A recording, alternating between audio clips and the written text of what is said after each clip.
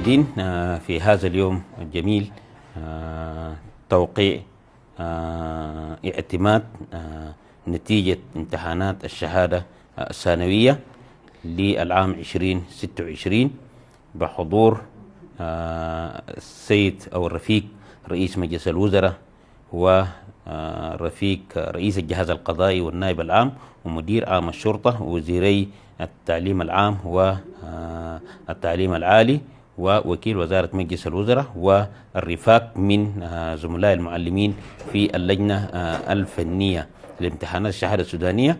وبفتكر انه ده يوم سعيد بالنسبة لنا. تم اعتماد هذه النتيجة بعد عمل كبير ومضني فيها.